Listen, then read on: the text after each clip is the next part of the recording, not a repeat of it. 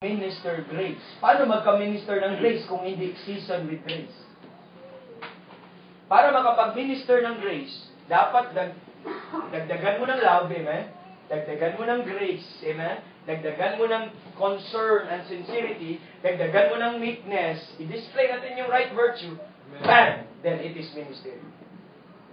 Amen? Let's help ourselves. I will help myself.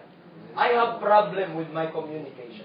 I am so quick many times. I always speak out of my mind. But glory to God, I have His Word. Amen. He will teach us. Now I therefore beseech you, let no corrupt communication proceed out of our mind. Amen. Okay? But that which is good, okay, that it may minister. We need that. Grace. Amen. To the use, anong purpose? To the use of edifying. Yun pala yung purpose natin.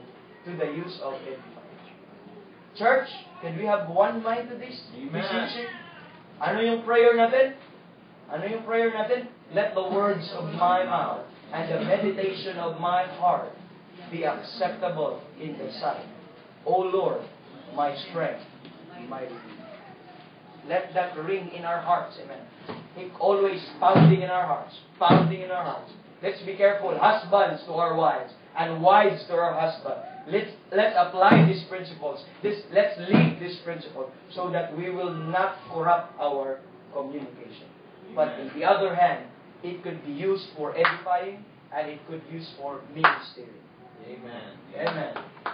I hope you learned something and thank God for this message. I personally thank God for this message. I don't know how it works to you, but I know it worked to me and I believe it has also effect. Father, thank you for the truth that we have.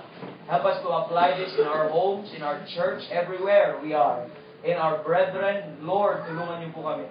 Tulungan niyo kami na i-apply po itong mga salita po na ito and we'd like to please you at wala na pong iba. And Lord, our prayer is always this. Let the words in my mouth and the meditation of our hearts be acceptable unto you. Lord, please help us.